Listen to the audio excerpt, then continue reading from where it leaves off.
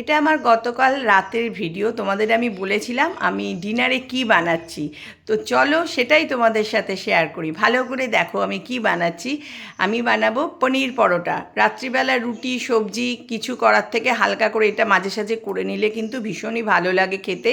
দেখো পনিরটাকে আমি প্রথমে গ্রেট করে নিলাম, ভালো করে গ্রেট করে এর মধ্যে আমি দিলাম একটু পেঁয়াজ কুচি, একটু লঙ্কা কুচি, একটু ধনেপাতা কুচি, একটু অরিগ্যানো, সবার বাড়িতেই থাকে অরিগ্যানো, আর একটু চিলি ফ্লেক্স, আর সাথে একটু জোয়ান, আর একটু চাট মশলা। আর জোয়ানটা কেন দিই, আর একটু অবশ্যই স্বাদের জন্য তোমরা একটু মিষ্টি দিতেও পারো, নাও দিতে পারো। আমি অল্প একটুখানি চিনি দিয়েছি। আর জোয়ানটা দিলে যাদের গ্যাস অম্বলের প্রবলেম, মোটামুটি ভাজা ইসের মধ্যে একটু জোয়ান দিলে খুব ভালো হয়। তো যাই হোক, এটাকে ভালো করে আমি দেখো মেখে রেখে দিলাম। এরপরে আমি ময়দা নিলাম।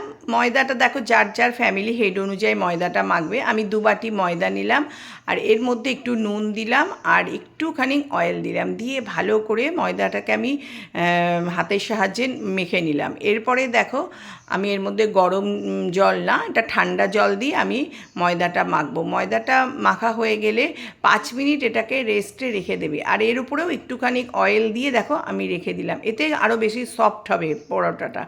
তো যাই হোক, দেখো ডোগুলো এতটা বড় বড় করবে, এরকম সাইজের ডো করলেই হয়ে যাবে। এরপর এটাকে ভালো করে বেলে নেবে, মানে একটু চওড়া টাইপের করে বেলবে যাতে পনিরটা দিতে সুবিধা হয়। যে পনিরটা আমি মেখে রেখেছিলাম সেই পনিরটা এর মধ্যে দিলাম, তোমরা দেখতেই পাচ্ছ। এরপর গোল করে এরকম করে বেলার থেকে এরকম করে তোমরা ভাজবে, তাহলে দেখবে বেলবে তাহলে দেখবে ফাটবে না। বেলতে গেলে অনেক সময় দেখবে ফেটে যায় জিনিসটা।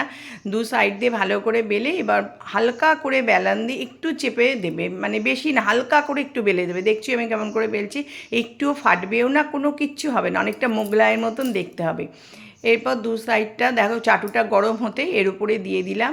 এরপর 2 সাইডটা যখন ভালো করে ভাজা হয়ে যাবে তখন তোমরা বাটার দিয়েও ভাজতে পারো, ঘি দিয়েও ভাজতে পারো। আমি হালকা হালকা অয়েল দিয়ে ভেজেছি, কারণ বেশি আমি অয়েল দিয়ে ভাজি না কোনো সময় পরোটা, খুব হালকা তেলেই আমি ভাজি। তো দেখো মোটামুটি খুব সুন্দর দেখো দেখতে হয়েছে, আর খেতেও সত্যি খুব ভালো লাগে। আর তারপর দেখো মোটামুটি সবকটাই ভাজা, আমি 6টা ভেজেছি, কারণ আমরা 3 জন মানুষ, 6টা ভাজলেই হয়ে যায়। এরপর তোমরা এটার জন্য দেখো আমি একটু সস নিয়েছি, কোনো সবজিও লাগে না, একটু চাটনি নিতে পারো। আর দেখো ভেতরটা কত সুন্দর হয়েছে, আর খেতেও সত্যি দুর্দান্ত হয়েছিল। আর এই পরোটা লুচির সাথে একটু মিষ্টি হলে ভালো লাগে, তাই একটু বোঁদে নিয়েছি। আমার রেসিপিটা তোমাদের কীরকম লাগলো অবশ্যই কমেন্টে জানিও, আর বানিয়ে খেয়ে কমেন্ট করে বলো কীরকম লাগলো। মাঝে মাঝে ভালো লাগে তোমরা এরকম কমেন্টগুলো করলে। তো চলো আজকে রাখি, আবার একটা নতুন কোনো রেসিপি নিয়ে তোমাদের কাছে আসবো। সবাই ভালো থেকো।